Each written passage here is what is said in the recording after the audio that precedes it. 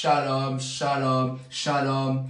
Bonsoir, c'est l'évangile au peuple, peuple à l'évangile. Je te bénis, toi qui suis ce live. Je te bénis, toi qui viens de rentrer au nom de Jésus. Je viens dire à quelqu'un que c'est Jésus-Christ qui est Seigneur. C'est Jésus-Christ qui est Dieu. Il n'y a point d'autre Dieu. Son nom c'est Emmanuel, le rejeton de David, le ressuscité du troisième jour. Jésus-Christ est Seigneur. Et aujourd'hui, je vais t'emmener dans le livre que Dieu m'a mis à cœur, dans le passage que Dieu m'a mis à cœur. Avant de commencer, je vais d'abord commencer par une prière. Père éternel, Seigneur, je te remercie pour ce moment que tu m'accordes. Père, que je diminue, que toi tu croisses. Parle à ton peuple au nom de Jésus-Christ de Nazareth. Amen. Sans plus tarder, je t'emmène dans le livre de Marc 5, à partir du 35e verset. Marc 5, à partir du 35e verset. Je vais lire pour toi qui m'écoutes, au nom de Jésus. Comme il parlait encore, survint de chez le chef de la synagogue des gens qui dirent, ta fille est morte. Pourquoi importuner davantage le maître? Mais Jésus, quand il eut entendu ces paroles, dit au chef de la synagogue, ne crains pas, crois seulement. Au verset 37, il ne permit à personne de l'accompagner, si ce n'est qu'à Pierre, Jacques et Jean, frères de Jacques. Verset 38, ils arrivèrent à la maison du chef de la synagogue, où Jésus vit une foule bruyante et des gens qui pleuraient et poussaient des grands cris. Il entra et leur dit, pourquoi faites-vous du bruit? Pourquoi pleurez-vous? L'enfant n'est pas mort, mais elle dort. Verset 40, il se moquait de lui. Alors, ayant fait sortir tout le monde, il prit avec lui le père et la mère de l'enfant et ceux qui l'avaient accompagné. Il entra là où était l'enfant, il la saisit par la main et lui dit, Talita Koumi, ce qui signifie, jeune fille, lève-toi, je te le dis. Aussitôt la jeune fille se leva et se mit à marcher car elle avait 12 ans et ils furent tous dans un grand étonnement. Je veux que tu puisses acclamer pour cette parole. Acclame, acclame, acclame. Je vais dire à quelqu'un que c'est Jésus-Christ qui est Seigneur. C'est Jésus-Christ qui est Dieu. Donc le thème de mon message ce soir, c'est possible par la foi. C'est possible par la foi. C'est possible. C'est possible. La Bible dit dans Marc 9, 23. Si tu peux le croire. Si tu peux le croire, tout est possible à celui qui croit. Et le thème de mon message ce soir, c'est possible par la foi. Et la Bible dit dans le verset 35, comme il parlait encore, survint le chef de la synagogue des gens qui lui dirent, ta fille est morte, pourquoi importunes-tu davantage le maître?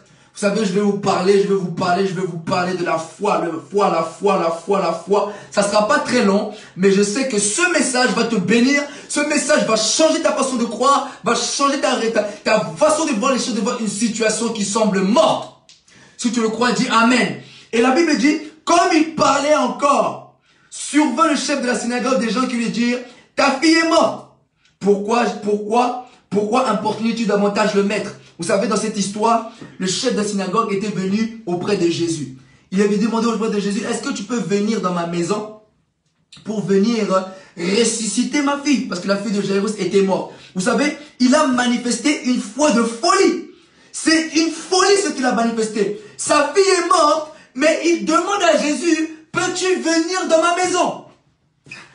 Malgré que sa fille est morte, je ne sais pas qu'est-ce qui est mort dans ta vie. Je ne sais pas quelle situation est morte dans ta vie. Je ne sais pas quelle situation où tu te dis c'est impossible. Je ne sais pas par quelle situation tu te dis que je vois que c'est fini. Mais lui, le chef de la synagogue, vous savez, si vous lisez l'histoire, il s'est humilié devant Jésus. Lui qui est chef de la synagogue, mais il s'est venu humilier. Il s'est humilié devant Jésus. Il demandait à Jésus, viens dans ma maison, viens guérir ma fille, viens ressusciter ma situation. Il demandait. Et lorsque nous regardons l'histoire, je vais sauter un peu. Et entre-temps, il y avait la femme de perte de sang. Si je ne veux pas raconter l'histoire, tout le monde le connaît. Mais pendant que la femme de perte de sang a saisi son miracle, pendant que la femme de perte de sang n'a pas regardé à la foule, elle a touché Jésus. Et dès maintenant, et la Bible dit au verset 35, comme il parlait encore souvent de chez le chef de la synagogue, des gens qui lui disaient, ta fille est morte. Sa situation qui était d'abord malade, après cela, parce que Jésus a persisté sur le chemin. Jésus a persisté pendant le chemin, pendant la marche, il est resté. La foule est là, la femme de perte de sang est là. Donc la femme de perte de sang, elle a interrompu le miracle. Jésus s'est arrêté.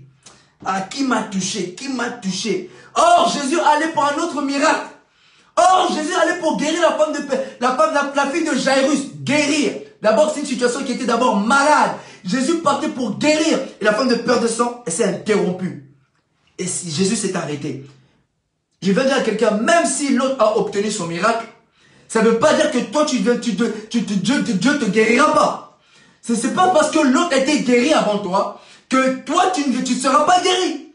Ce n'est pas parce que l'autre a été béni avant toi que toi, tu ne seras pas béni. Or, Jésus allait pour le miracle, pour aller guérir la fille de Jairus. Mais entre-temps, Jésus a guéri la femme de perte de sang. Je vais dire à quelqu'un, même si l'autre a obtenu avant toi la guérison, même si l'autre s'est relevé avant toi, même si l'autre, ton prochain, ton frère s'est relevé avant toi, je vais dire à quelqu'un, ton tour viendra. Jésus n'a pas oublié tes prières, Jésus n'a pas oublié la prière du chef de la synagogue, mais Jésus arrive. Le palais circule encore. Et c'est pour ça le thème de mon message, même si Jésus tarde, attends. Je vais dire à quelqu'un, c'est possible par la foi. Je ne connais pas ta situation. Je ne sais pas, peut-être c'est les dettes qui te disent que c'est impossible que je rembourse. Peut-être tu te dis que pendant cette période de pandémie, de crise, que c'est impossible que je puisse décrocher du travail, en plus d'un CDI. Je ne connais pas ta situation. Peut-être tu vis des combats spirituels. Tu te dis que ce problème-là, je ne peux pas y arriver. Ce problème-là, je ne peux pas réussir. Mais je vais dire à quelqu'un, c'est possible par la foi. Le chef de la synagogue a manifesté une foi de folie. Il a importuné Jésus. Jésus. Et les disciples ont dit, pourquoi importuner davantage le maître? Ne t'arrête pas de prier pour ta situation. Ne t'arrête pas de prier pour ton problème. Crois. Ne baisse pas les bras.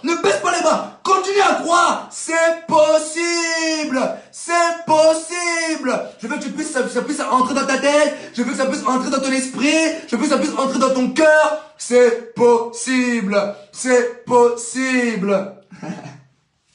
Et la Bible dit, mais Jésus, quand il a entendu ces paroles, il dit au chef de la synagogue, ne crains pas, crois seulement. Et moi aussi, je viens te dire, ne crains pas. Ne crains pas pour ta situation. Ne crains pas pour ton problème. Jésus te dit, ne crains pas. Crois seulement. Est-ce que tu peux croire? Est-ce que tu peux... La Bible dit, Jésus a dit, crois seulement. Crois seulement. Le chef de la synagogue, sa fille était malade et on est venu lui dire entre-temps que sa fille est morte. Et peut-être tu te dis que, ma situation était que comme ça, maintenant ça commence à s'empirer. Même si ça s'empire, crois, c'est possible. C'est possible pour ta guérison. C'est possible pour ta bénédiction. C'est possible pour ton relèvement. Et c'est possible pour ta résurrection. C'est possible. C'est possible pour ta situation. C'est possible pour la guérison de ta maman. C'est possible pour la guérison de ton papa. C'est possible pour tes finances qui augmentent. C'est possible que tu décroches du travail. C'est possible.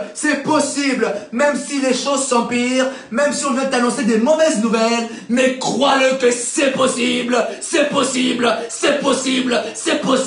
Jésus va venir. Jésus arrive dans ta situation. Il ne t'a pas oublié. Même s'il tarde, même si d'autres ont obtenu avant toi, mais c'est possible encore pour toi. Si tu le crois, dis Amen. Et la Bible dit, ne crains pas. Et la Bible dit, il ne permet à personne de l'accompagner, si ce n'est qu'à Jacques, à Pierre, à Jacques et Jean. Vous savez, dans la vie, à Jacques et Jean, pardon. Vous savez, dans la vie, il faut savoir avec qui marcher. Vous savez, il faut savoir avec qui marcher. La Bible dit, il ne permet à personne de l'accompagner, si ce n'est qu'à Pierre, Jacques et Jean. Pour ce genre de choses, pour ce que tu vis, il faut savoir avec qui marcher. Regarde tes fréquentations. Regarde avec qui tu marches. Regarde ceux-là avec qui tu marches. Est-ce qu'ils ont la même vision que toi? Est-ce que, vous savez, pour ce genre de miracle, pour morte, savez, Jésus-Christ n'avait pas besoin des gens pour décourager. Il n'avait pas besoin des gens à côté de lui pour décourager sa vision. Parce que là, on parle de morte. C'est pour ça qu'il ne permet à personne, dans la vie, dans la vision, pour accomplir des grandes choses, il faut marcher avec des bonnes personnes qui ont la même vision que toi et qui ne vont pas te compromettre et qui ne vont pas t'interrompre sur ta lancée, sur ton évolution, sur ton élévation, sur le chemin que Dieu a prescrit pour toi. Choisis les personnes avec qui tu dois marcher. On ne marche pas avec tout le monde. Et la Bible dit, ils arrivèrent à la maison du chef de la synagogue où Jésus vit une foule bruyante. Des gens qui pleuraient et poussaient des grands cris, la foule. Jésus arrive dans la maison. La foule crie. Ils sont là, ils crient. Ah, ils crient. Le deuil. C'était déjà le deuil. Je vais dire à quelqu'un, même si ta situation me semble finie, mais Jésus arrive. Jésus arrive. Jésus est arrivé lorsque c'était le deuil. Lorsque tout le monde pleurait. Lorsque tout le monde faisait le bruit. Jésus-Christ arrive à la fin. La Bible dit, mon Rédempteur est vivant. Et il se lèvera le dernier. Il se lèvera lorsque tout le monde dira c'est fini pour ta vie. Il se lèvera lorsque tout le monde dira que c'est fini. Il n'y a plus d'espoir, c'est fini. Baron, mettons une croix à sa situation, c'est fini. Et c'est là où Jésus viendra. C'est là où Jésus vient. C'est là où Jésus vient montrer qu'il est Dieu. C'est là où Jésus vient montrer qu'il est Seigneur. Aïe, aïe, aïe, aïe, aïe. Et Jésus leur dit, pourquoi faites-vous du bruit? Pourquoi pleurez-vous? L'enfant n'est pas mort, mais elle dort. Comment vois-tu la situation que tu vois? Regardez la foi de Jésus. Les preuves sont là. Tout le monde dit que c'est mort. C'est fini. La fille est morte. Tout le monde commence déjà à verser des larmes. Les gens commencent déjà à faire les deuils devant la maison. Mais Jésus leur dit, mais pourquoi pleurez-vous? Je vais dire à quelqu'un, pourquoi pleures-tu? Pourquoi pleures-tu? Dieu ne voit pas ta situation comme une fin, mais il voit ta situation comme un commencement. Aïe, aïe, aïe, aïe, aïe, aïe, aïe. Alléluia, l'évangile. Jésus ne voit pas ta situation comme une fin, mais il voit comme un début de situation pour faire éclater la gloire de Dieu. Ah, je veux dire que ta situation que tu vis n'est pas pour une fin, mais c'est pour que Dieu puisse se glorifier à travers cette situation, afin que le monde soit étonné, afin que Dieu puisse introduire un témoignage. À travers ce que tu vis, tu auras un témoignage vivant. Les gens, lorsqu'ils t'écouteront, ils croiront directement à Jésus, ils donneront leur vie à Jésus. Jésus dit, mais elle n'est pas morte, elle dort. Est-ce que tu peux dire, toi qui vois la pauvreté, tu peux dire, non, je suis riche. Toi qui vois la maladie, peux-tu dire, je suis guéri? Toi qui vois les dettes, peux dire, je vois l'abondance? Toi qui vois, je ne sais pas qu'est-ce que tu vois les combats, peux dire, j'ai la paix? Voilà la foi. La Bible dit, nous ne marchons pas par la vue, mais nous marchons par la foi. La foi, la foi. Je ne crois pas ce que je vois, mais je crois en ce que Dieu me dit. Je ne crois pas en ce que je vois. Je vois la mort. Mais moi, je crois que la Bible dit, je ne mourrai pas, je vivrai et je raconterai les œuvres de l'Éternel. Alors, la Bible dit, alors, il fit sortir tout le monde. Les gens se moquaient de lui. Ils se moquaient. Ils disaient, mais lui, il est qui, lui? Qui est-il? Ils disent, non, je vais dire à quelqu'un, crois, même si toi, tu as une vision, je ne sais pas, tu as peut-être une vision de quelque chose, toi, tu vois la possibilité, même si on se moque de toi, continue à croire. Que personne t'empêche de croire. Je ne sais pas tu crois à quoi, mais que personne t'empêche de croire. Et Jésus-Christ, la Bible dit, il les fait sortir. Sortez! Sortez! Il fait sortir tout le monde. Ceux-là qui se moquaient, ceux-là qui ne croyaient pas en toi. Mets-les dehors!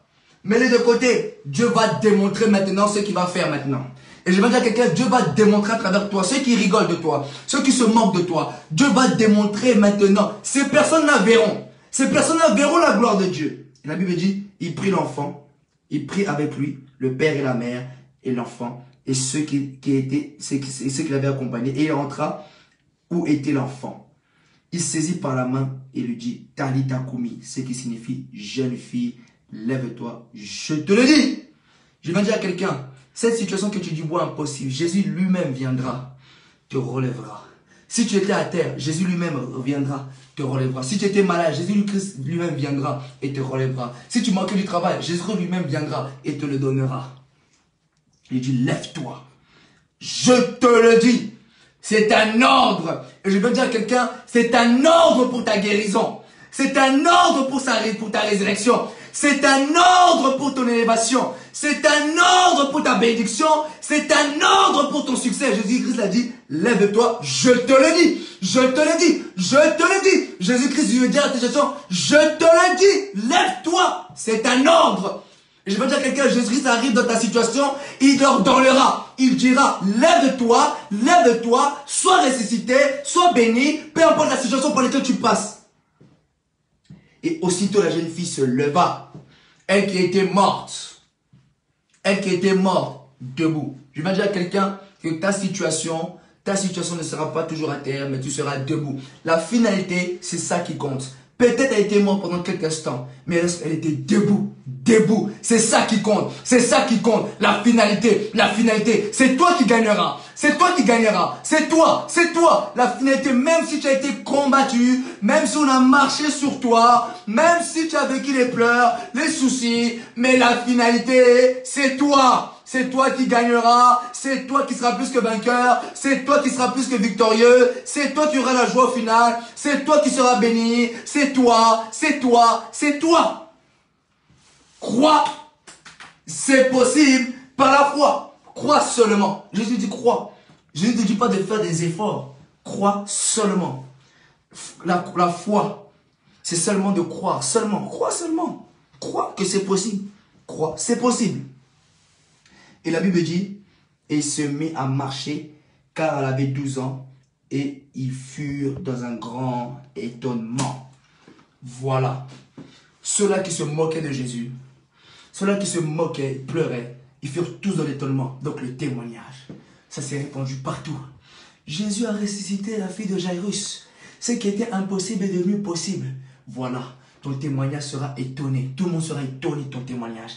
Tout le monde sera étonné de ce que Jésus fera dans ta vie. Lorsque tu raconteras ton témoignage, les gens seront touchés. Les gens seront saisis. Ils vont dire non, il y a un réel Dieu qui existe dans les cieux. Il y a un réel Dieu qui existe. Et je vais dire à quelqu'un, c'est possible par la foi. Je vais prier pour toi. Père, je prie pour ceux-là qui m'écoutent. Père, que leur foi, Père, qu'ils puissent créer le vouloir, le faire, de croire encore dans la situation.